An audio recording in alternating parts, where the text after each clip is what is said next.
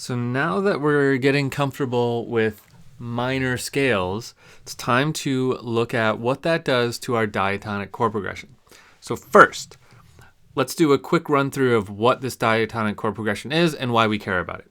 So a reminder of what it is it's all the chords that exist in that key without doing anything out of the key. So let's just really quick go back to our C major example.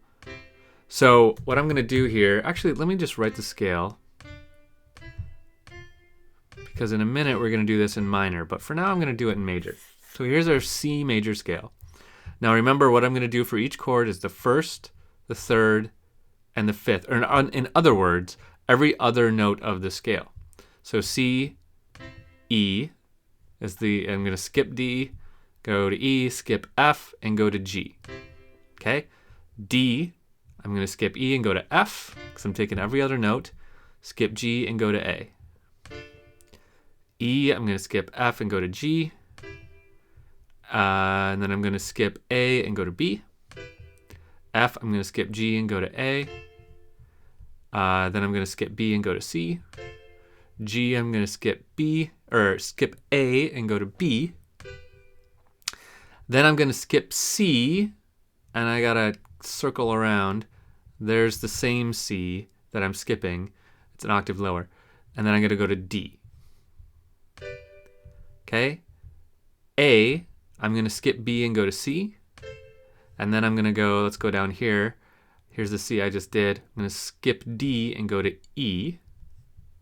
And then B, I'm going to skip C and go to D. D, I'm going to skip E and go to F. And then I'm back to C.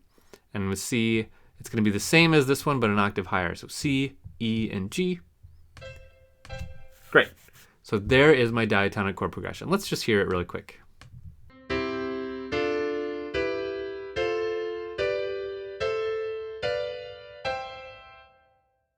Now, if you remember, the key to this is there's a pattern to these chords. These are not, even though we're using a major key, these are not all major chords. There are some minor chords and some major chords, and then one funky chord, one weird chord. So remember, the pattern is major chord, minor, minor, major, major, minor, diminished, that's the weird one, and then we're back to major again, built on tonic. So what that means is, without figuring out all these notes, all we really need is the scale. So we could go to the scale,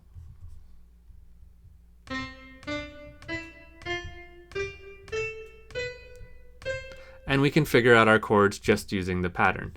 Because we know that if we're in the key of C and we want to play an F chord, it has to be a major chord if we want it to stay within the key, right? Because of the pattern, major, minor, minor, major. So F is a major chord. That's the F chord that's in key, right? If we wanted to add an A chord in the key of C, it would have to be minor, because the pattern puts the sixth, which is here, on a minor chord.